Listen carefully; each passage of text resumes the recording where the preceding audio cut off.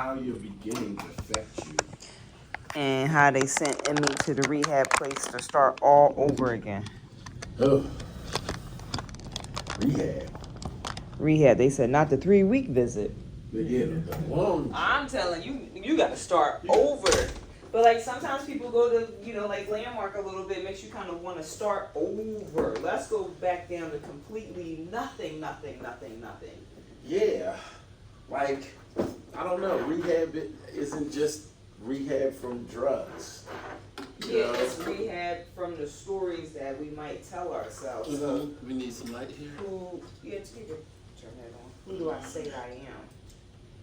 And she was like, "Oh, I'm gonna be sad that nobody really knows me, and you don't know yourself." Glory. Wow. And to get so to be pimped out, my God. Oh my God, that was just. To be pimped out. But their whole. Where's my opinion? What was this? Because it's 8:00-ish. Yeah. Here we go. Always and forever. Okay, can I sit up? Can I stand up a little bit? Okay.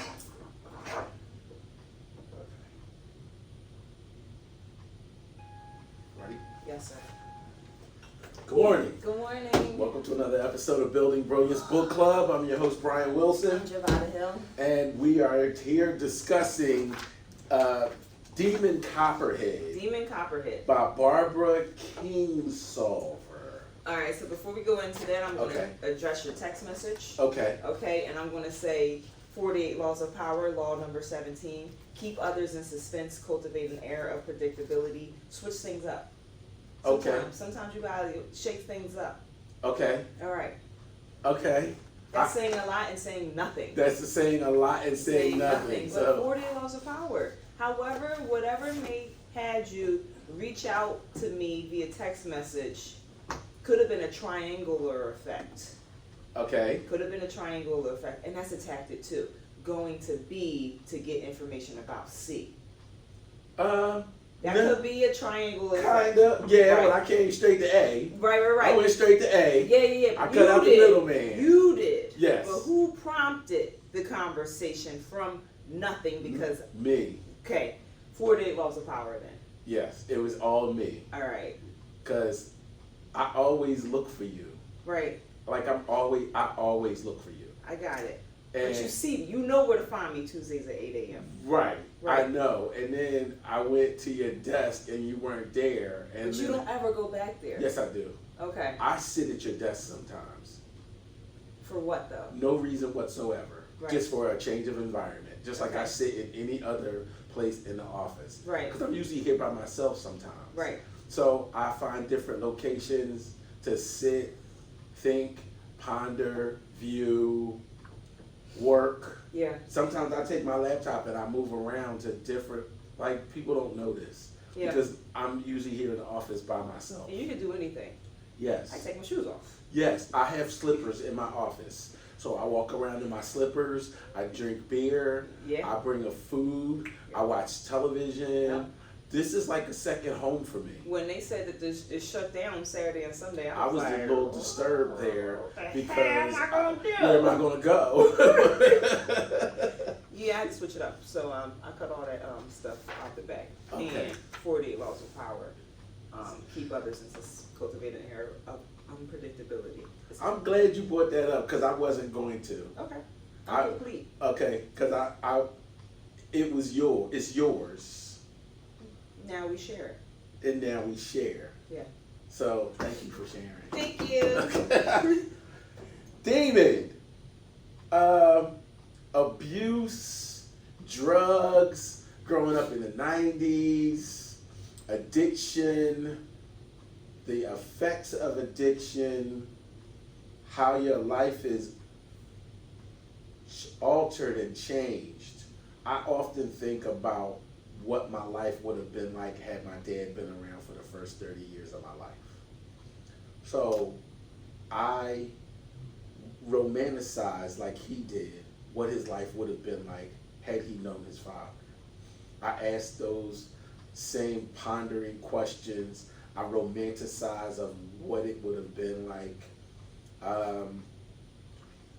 Losing his mother at a young age, at 11, did not help him at all in any way, shape, or form. That searching for family and a connection, that place, like Lee County, was everything to him, good and bad. It was what's the word? It was, for him when he went back to Lee County at the end, because I got to the end, and did you get to the part where his friends got killed? No. Okay, You finished it? yes. Okay, good. I'm at where Dory dies. Oh, yeah. Which you can share anyway. Okay. Like, I'm at the point where Dory dies. I think And they're at the funeral. it felt like he just let Dory die. He had to, but not always, but like, a character has to die. Somebody has to die in your story. She had to die because she He had couldn't to have break moved. that hold. He Yeah. couldn't move without her. And their whole, you know what I also found interesting about that whole interaction with Dory is the whole introduction of drugs. Like, she really waited to want to do this drug with somebody else and have sex for the first time. Was that the first time she did the drug though? Yes. Okay. That's what yes, that was the first, Oh my that God. because she kept saying she wanted to wait to do it with somebody else. That's crazy. And he did, like, the first time they say is the best. And from that point on, you're always chasing Dragon. that first time because you're never going to get it again. I couldn't, like, I'm saying this in my right mind, but like, to put a needle in your toe. I can't even fathom it. Oh my God. I can't even fathom it. Oh my God. It was too far of a stretch for me. I mean, I do understand and respect people who have challenges with addiction, but that's a drug that you seek out. You actively put it together, and then you inject it into yourself. You got to get all the tools and everything, and you got to know about where to inject it and how to inject it, and that's something that you actually research. Like, weed was a little easier. It was like cigarettes. Yeah. You know, somebody says, hey, here's a cigarette, and you go, okay, everybody else around me is smoking. Everybody else around them were doing drugs. And this is in the 90s, so it was, not only was it prevalent, but the effect on the county, on Lee County, because he already said that thing about hillbillies and how hillbillies was used as a slur. Yeah, and it needs to against be them. capitalized. Yeah, yes. Yeah. And how it was used as a slur against them. So he was facing being Melungeon, Yeah. being hillbilly, Yeah. being parentless. I mean, he had all of these, what we would see as negatives Yeah.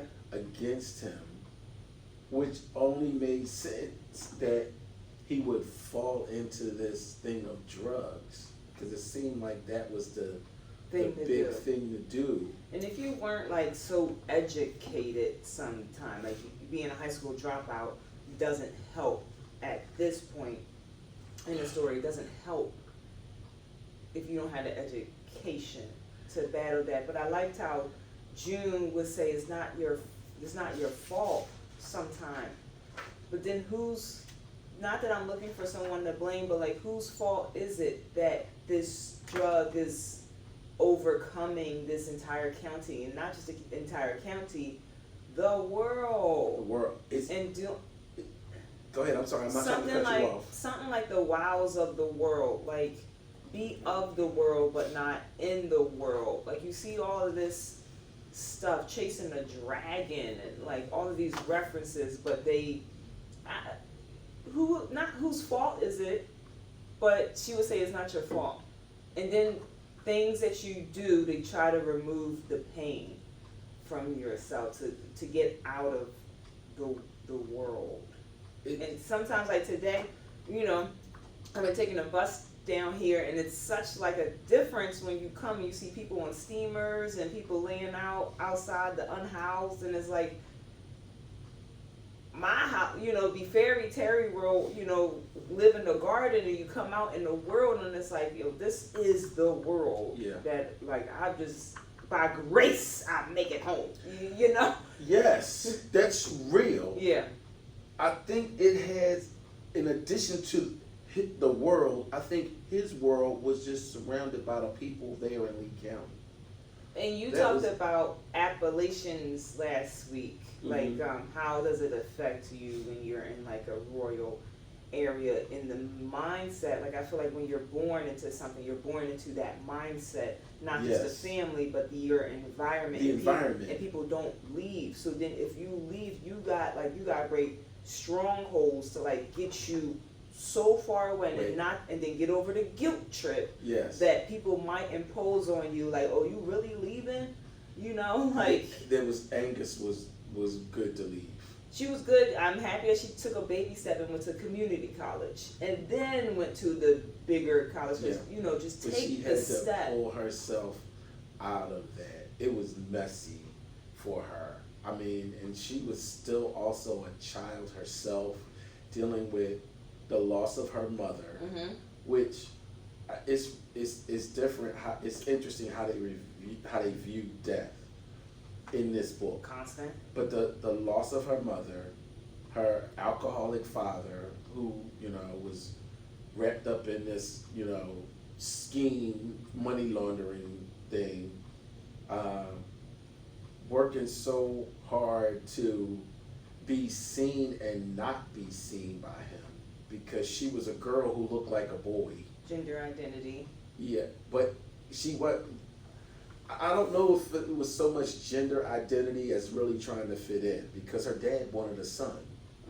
And she was trying to please him by looking as much like a boy as possible and masking her own self.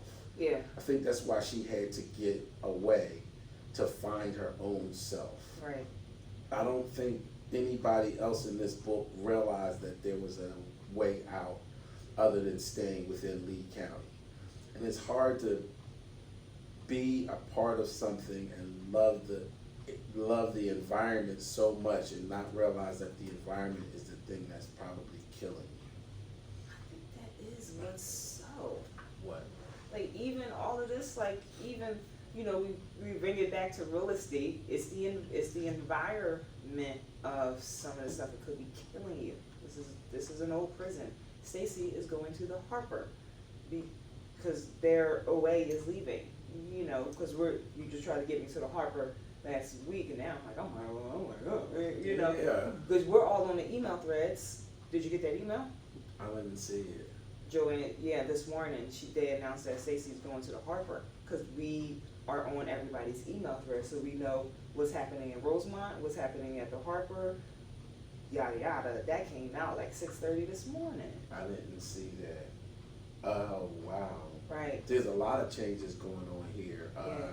Gino Bellaferri Mm-hmm. stepping down. Yeah, Charles Kelly or something. I think it was Yeah. a Kelly man. Yeah, I don't know, whatever it there's is. a lot of changes going on in our pond right now Yeah.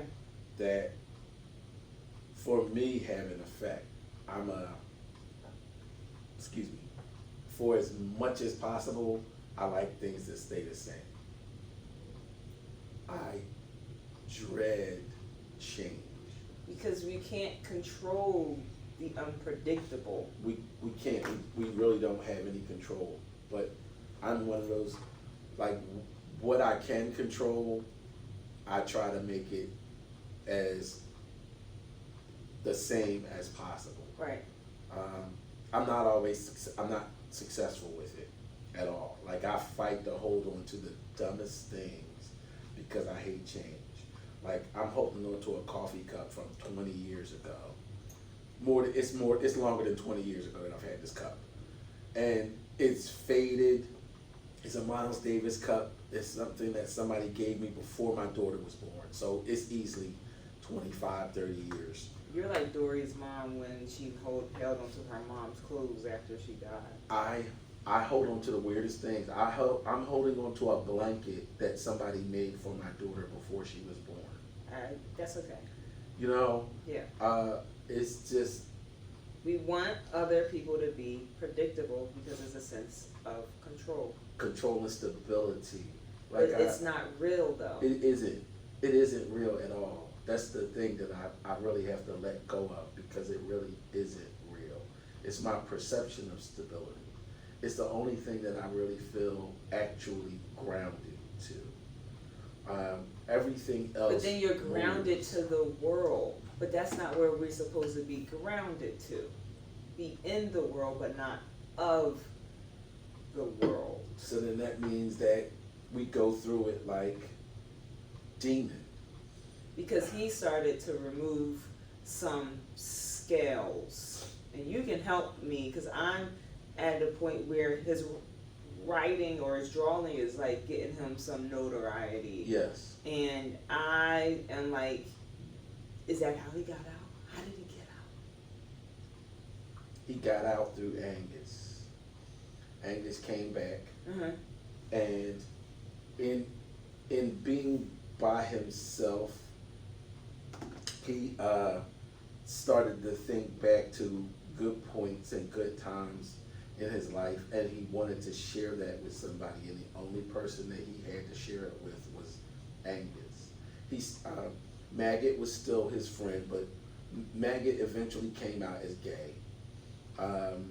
Maggot's Maggot's aunt. He needs a boyfriend. Yes, but Demon wasn't the boyfriend. Like, Demon wasn't the one he was attracted to. That was just his friend. He was a pretty boy. Yeah.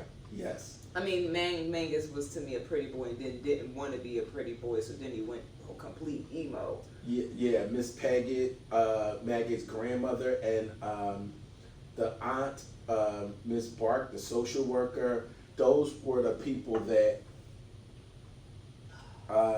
he magnated to. They seem to have been positive role model voices in his head and in his mind. That guy wasn't his grandfather. When he met his grandmother, he met his grandmother's brother, the guy with the kites. Yeah, in a wheelchair. Yes. Dick. And he thought about little things, the things about the writings on the kite, and how Dick would write these things on the kite and send them up to the kite like he was talking to God. Yeah. Those were the positive points of Lee County that he connected to.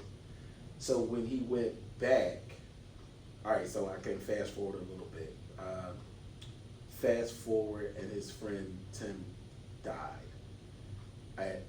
I don't know. Tommy, yes. Died. Yes. Good for Tommy. Oh, good for Tommy that he died. I mean, like, stop. All right, stop. I'm complete. We could just go to a question. Fast forward, it's okay. Tommy with the macabres and everything, and helped him team up. But it's like, you people, like, book club saves me. Not book club keeps me here, but book club is like a highlight of this environment. Yes. For me. And then I just kind of just made this section my home. Yes. This is the Turn the lights stability. This is our stability right here. Right, this is place our is chill. Therapeutic stability right here. Yup. And then I had a good talk with Stacy last week, and I like talking to him. I love talking to Stacy. Yeah, he don't be trying to get into it, but he know what be going on in these environments. Oh yeah. The social dynamics, the political wars, racial tensions. You know, he knows because he's been here. Yes. And then I get an email 6 a.m. that you going to the opera. That news hurt. It's okay. That hit me in the chest. That hit me in the chest. I was like, if Carol is not, whoa. You know. Oh man, we had to put a chain around I Carol. know, man, oh man. Yeah, we had to put a chain around I Carol. said, Carol, just keep taking care of yourself. Yeah. Oh my God, I'm gonna see my baby in a couple minutes. So Oh my goodness. I just like how you have dynamics of people you don't know who you're going to meet with, and they say everyone is not going to be in your life for the entire time. They're just there for a season. But like he did not know that he was going to ever be with Coach at all, and then he was going to vibe with Angus, and she was going to save his life. Yeah. Cause she a straight talker. She ain't taking nothing No. from you, She ain't and pulling no punches. she told like it straight like it is. got away from that man. He was trying to get with her and everything, and called what's the name, and they want everything immediate. Like get over here now.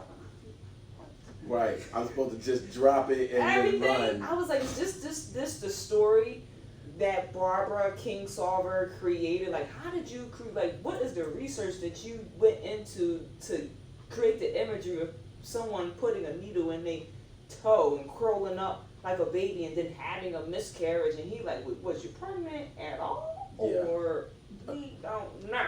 David Copperfield. That's where she got the. But it from. makes. But I think that she changed She a did. decent Yes. amount of stuff. I believe so. Also, I I s- believe she did. Right. But I think it was the basis. I think the story was the basis. But in that, she brought the life reality for me. In this time, in this day and Because age. she brought it present day. And then it makes me think of the stories like, oh, crack is a black epidemic, but then when you get to fentanyl now, you got all this help and stuff like that. It's just narratives, like the whole stories of things. And then just to see, like, the basis of the conversation, I think for us, is sitting at the red light and just chilling. Just chilling. And realizing that you don't have control over any of this. No, you don't. But there was just one point where I'm always lost at this. I don't understand the pursuit of anything that has the name devil in it. Like they went to the devil's bathtub. This was a popular place. I can, like, on that, their spiritual walk is not so heavy, it's not such a heavy conversation. Intertwined, not heavy, but just like, their spiritual walk wasn't Present where, at all. so then I they didn't would see- not have thought that the devil's pocket or the devil's alley is a place that you shouldn't go. Because now I see bars, like there's a devil's alley on Chestnut Street, and I was like, I've been here before. I did tarot card reasons, you know, I cared about horoscopes, and you know, and then on your walk you like, well, who made the horoscope? You know, like who's above that? And I'm thinking that this is going to tell me my day when I should be going for who made the universe, you know, and I'm just like, I shouldn't have been in that place, but when I was going in that place, you absorb the energy and the spirit from within there. yeah, You but really I didn't do. know that I didn't think that it was so And much. I don't think they had any They didn't have it, at all. yeah, because So- when I was going there, I didn't think that it was such a bad thing. Right. But you beware of the environments that you're in. And My mother always used to tell me, watch who you hang with. yeah, Beware of the friends. That's why we move so much. yeah, Because it wasn't that I magnated to bad kids. I magnated to friends. And within those friends, you know, badness would happen. yeah, You know, and it wasn't even bad. It was mischief. yeah, You know, mischief can grow yeah, and turn into badness. Yeah. You know what I mean? for sure. So I think her moving us around so much introduced us to not just different areas, but different people, different mindsets, different variables. And the one thing that my mother remained constant with us was church. Yeah, It was the one constant in my life And I- outside of my mother and my brother. and that like that's why like you brought Victor, you know, because he had a strong faith, the one faith that got him put in that jail or the Holocaust, and chasing the dragon. The dragon in the Bible is Leviathan is the king of all cry, and then it makes you like do stuff, like do drugs and Yes. stuff, and people can't It tell makes you nothing. try and question, what's so bad with this? What's wrong with this? And then you fall down this slippery slope, Yeah. rabbit hole Yeah. into it, and you get the Okay. answers to the questions that you were looking for. Yeah. Here's what makes it bad. Here's what makes it wrong. Here's what can control and drive you. Now you're chasing it. Yeah. I can't say I can never see myself in that situation, because then that creates some level of superiority, because we all can be hooked on something. I'm hooked on real estate. Yeah. You know what I mean? Yeah. I'm hooked on this business. I'm hooked on the ideas and the concepts of agent and the type of agent that I want to be. Those are the things that's the drug that drives me. Settlement is the drug that drives me. Settlement is the drug that drives me. Oh my God. I So got good. an insight though, not just into Demon, but his environment. Like, I'm from Philly, straight bottom line. I've never lived any place else but Philadelphia. So I didn't know what it was like to live in a rural area surrounded by like mountains and rocks and dirt and lakes and I'm in the concrete jungle. That's what I knew. So being able to step into his life or step into his world through his eyes and living his life, viewing his life from his perspective was a complete 360 for me. And it's so good to open up your mind to different, because I like how sometimes we go from fiction to nonfiction to mental brain stuff to just a story. And it's the story that we have about ourselves, and it completely opens you up from Tommy dating an online woman in Philadelphia, and like having that opposite viewpoint, because they see us as city folk. I ain't gonna want to go to city Right, folk. And right. now you're looking from this author's perspective at the royal place, and it's like, could I be here? Could I be there? I don't know how I could be there. I remember my mother was trying to get us to move to North Carolina, and all I remember from North Carolina was 87. 87 was the route that my mother grew up on, and it had 3 houses. It had a trailer, a little tiny house, which is the house that my mother lived and grew up in, and then a newer house, which was newer than the older's house, but still old. And then it was horses and woods and bugs and flies and mosquitoes and 18-wheeler trucks buzzing by and utter darkness. And I'm like, yeah, I can't live down here. I don't even know how I would function down here. Every place you had to go to, you had to walk. And you were walking on 87, which was the Highway. Yes. And I'm like, yeah, and my mindset was, I could never do this. I'm from the inner city. I know where all my friends are. The corner store is around the corner. I just didn't understand how to, in my mind, make that transition. But he brought me there. I mean, this book literally took me to a place that I had never been, and it had made me live through it, And she took her time. Definitely is taking her time from 11 to 18. From birth.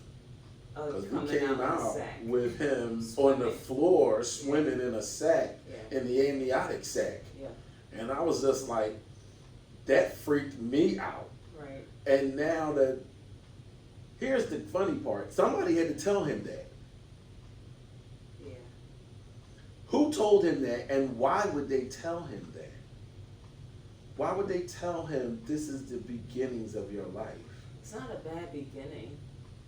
To be Being born on the floor to a drugged out mother in the amniotic sac. I was just Yeah. thinking about the amniotic sac, not the drugged out mother. I mean, I know my existence. I came into the world premature, and I spent 3 weeks in the incubator because I was a preemie, but I was just like anxious. So I've always been anxious. So for me, that just defines my impatientness, you know? And my impatientness has always been a part of me. To learn that was my beginnings only grounded me to this mindset of I'm impatient. You know, I sit at the light and as soon as it turns green, I'm blowing the horn in the car in front of me because of my impatience. That's not you.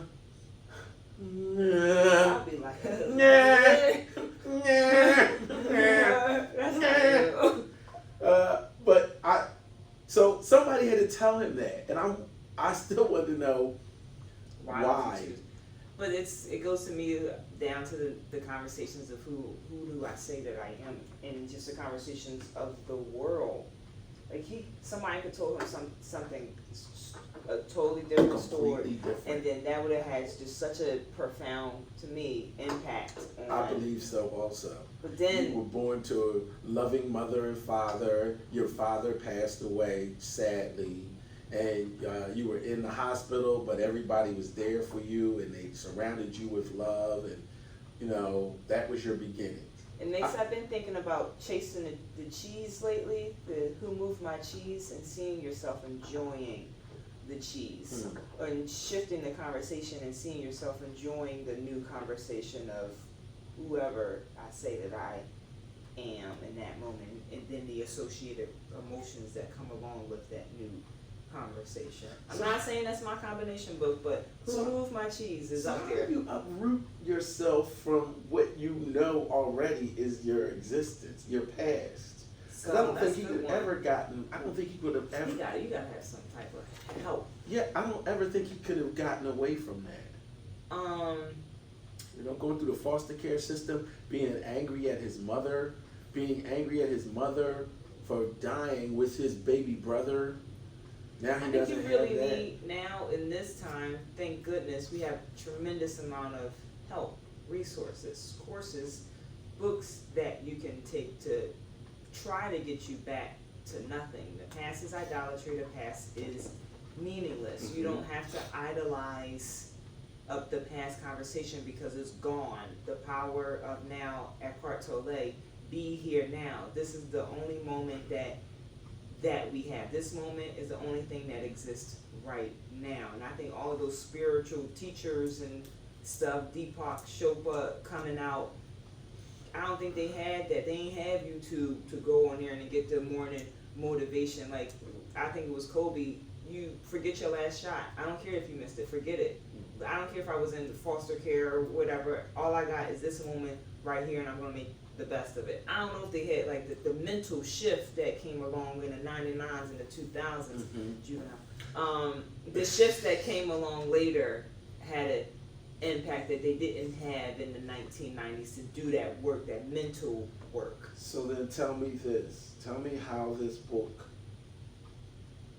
helps you relate to human nature. The wows of the world. Like, sometimes when, people do stuff to you, it's like, we got all these things in our head, man. I got all 48 laws of power and this, like scapegoat and we got all this knowledge. How do I use it? Sometimes I'm like, it's not that person that's making them do it. It's not like, when people do stuff, it's not about you so much. It's about this, I want to say, spirits that's operating inside of them, the energy of chasing that's operating inside them. You can still love the person, but the strongholds that they have inside of them, that's what's fueling them. That's what's fueling them. So, like for Emmy, sometimes like the stronghold or the emotion of embarrassment had her not reach out to June to get saved. A little, and her pride maybe didn't reach out to help. But the principality in June, she's a nurse, she takes care of people. That's in her overall system. F all the rest. It just makes me look at the spirit I don't want to say spirit so much so it could be so like theoretical, but don't see the people as their flesh. See what's behind them. Like Victor, how can you go through the Holocaust? I just think that he had a infinite power inside of him.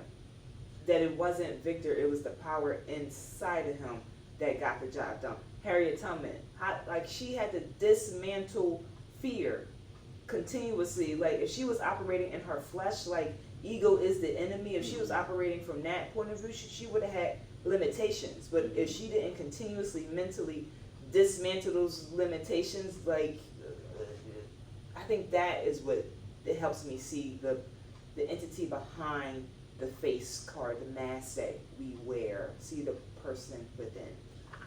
I saw two different aspects from human nature.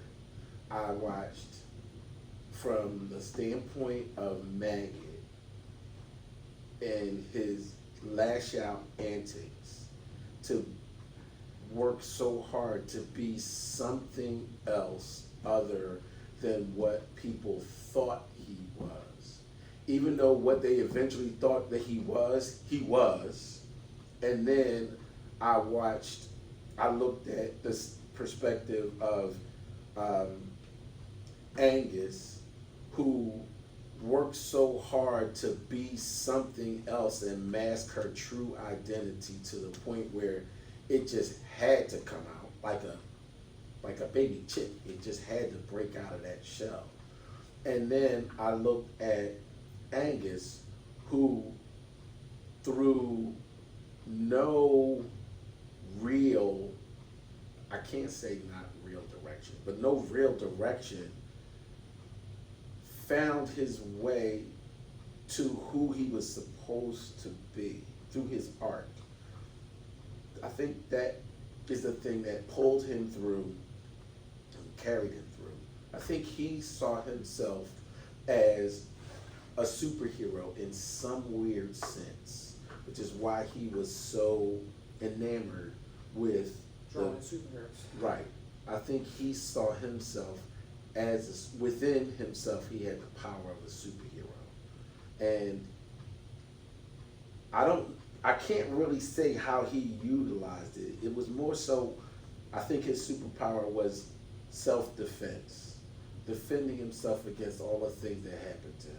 And today I thought the superhero aspect and the shield and the silver, he was like things were bouncing off of me and I'm like a shield. But I think he said silver, he or King's use silver. And like one of the things is like you put on a full armor, but then I forgot that the shield is a defensive mechanism, and everything you got like the sword of the word, which is like all the things that you gotta keep telling yourself over and over and over. I'm going to win today. Today's gonna be a great day. It's going like that's everything. Yes. All everything that you gotta tell yourself. But defense mechanism is like everything that comes. You know, last week you was like I'm putting out fires. Like you had to have your full shield on, and I'm going to get it done. I'm going to get it done. This is going to work out. This is going to work out. Like continuously fighting with your word, and like being suited up even to come out here in these spaces, because you're not dealing with the person. No. Sometimes you dealing like I don't want to say the spirits, but sometimes I think of wine and spirits, and they on Jim Beam. That's who you talking to. You talking to Jim Beam. I loved her writing style. It had the weirdest flow, and I had to write this down and I didn't get it all. She said, the usual gym smell of armpit and Lysol had a frosting of girl perfume that seemed flimsy, like the tri-listing loom by Tractors supplied like a Kleenex. I was like, I had to rewind that like 5 times to pull that out. Yeah. And in my mind, all I could smell was Lysol in a gym of teen funk, which smells like onions to me, and Right Guard you know, or some other man spray, you know, and how it just literally transformed me into that space. So good, so powerful. That was, I had to pull that out because I had to write it down when she said it because I was like, what? She really kind of put me in a whole different headspace and mindset. Okay, so now the $64 question, because there's always a $64 question. I'm still on transferred me into the space. I like that. Transferred or transformed? She said the usual. That's no, I'm saying what you Oh. said. It really kind of like Captain Kirk, Scotty beat me down. Yeah. It like beat me into the space. Yeah. And I was laying in my room, and all of a sudden I felt like I was actually there. But that's what we're supposed to be like. Yes. Like transferring you into the space of wherever we want. And the emotions that you felt inside of that. So, how did this book help you relate to your clients? In my opinion, getting where they are, transferring me into their space, like listening, because that's what you rewound it 5 times. Like when I set the atmosphere, like a final walkthrough, you get there earlier, you turn on all the lights, you let them open up the door so they can feel like if this was my home, this is what it feel like for me to open up the door compared to somebody else, always me, the realtor, opening up the door for them. I transfer them emotionally and physically, turning the handle, getting the physical motion of walking, transferring them into the space of ownership. This is your experience, this is your house. That. And then when people sometimes have disempowering conversations, tweaking some words, like, oh, I'll try to do this, okay. By when? If I put a by when, okay, Monday at 5. Now you added commitment to your words. So I'm transferring the space to flimsy whimsy to commitment. For me, it helped me develop a little bit of empathy, which I really need in working with some of my clients, because I'm so calcified to the process Hard. that I forget to empathize with the situation that my client is facing. Yeah. So hearing Dean's story and living through his life through this book, I developed some empathy towards him. In the entire Lee County. And the entire Lee County. In the I really entire, like, not drug people, but then the entire world. Right? Well, I had to a Yeah. little bit more. It made me a little more, it softened me. Because he's not separate from the world. And sometimes we can see ourselves separate from different people, but behind, you see the character of my, before the contents of my skin, I was trying to do. The color of Yeah. Dr. King. Yeah, I was trying to go there, but I was getting my C's. I was with you.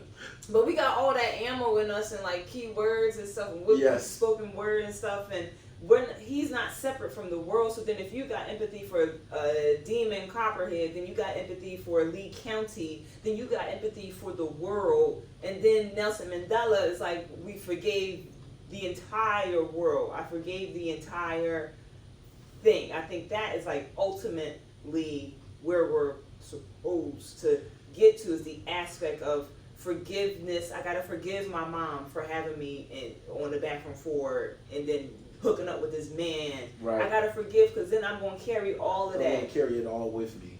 How in the world you can develop this empathy and understanding and insight for people and the predictions and the situations that they are in. I don't know how to separate that from the external factors, because the drug thing was inflicted on them. Do we have to separate them though? Is a viewpoint that you have to and a viewpoint that you don't have to? Well, I'm looking from the viewpoint that the drugs thing was forced on them. The cigarette and the growing of the tobacco thing was forced on them because of the environment that they were in. So they didn't have too much of a control of that. He said it about being the difference between growing up in an agricultural environment versus growing up in a city environment, and how the cities, I'm paraphrasing, but how the city slickers look down on the country bumpkins, that's where the word hillbilly came from, and how they work to try to change the term hillbilly to being something more positive, like we did with the N-word. So he said something too, which I think is along the same passage, looking for somebody to be superior over. Just a continuation, not in support of what you're saying. Like he said, each aspect, the city folk is better than the country bunkers, but you're looking for somebody to be superior over, which is not the truth. Is like it's still wrapped up in like the illusion that is not real. Like, and it's like chasing is another form to me of chasing the dragon. It might not be drugs, but it turns into the story of white fragility and Rob and D'Angelo, that whole racial context that we created. Even in like Homegoing, when the Nefertiti was fighting the other people, they was still black on black. It was still looking for people to be superior over. I mean, it still creates levels of separation, which inherently, I think that it doesn't exist. But if you're in the world, then that is the conversation in the world. This was a really good book. I mean, good in the sense that I like what it allowed me to see.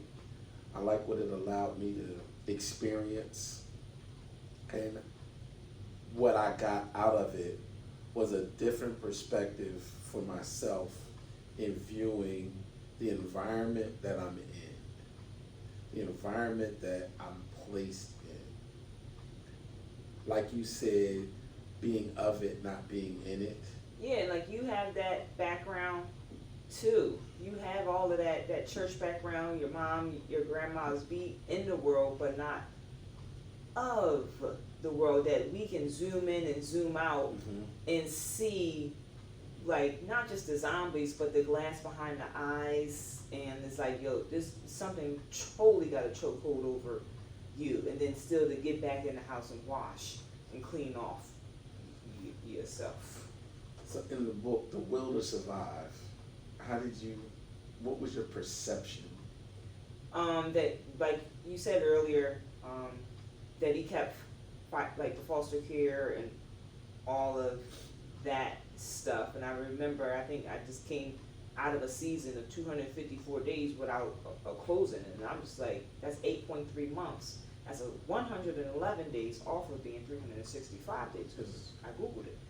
You know, and it's like the will to keep showing up is just like it kept pulling me to be here, not just like my art and the self-expression, just like Demon in his comic strips. You know, like he was born with an innate ability to create something and have an impact on other people. And if he kept doing that, it would kind of get him out.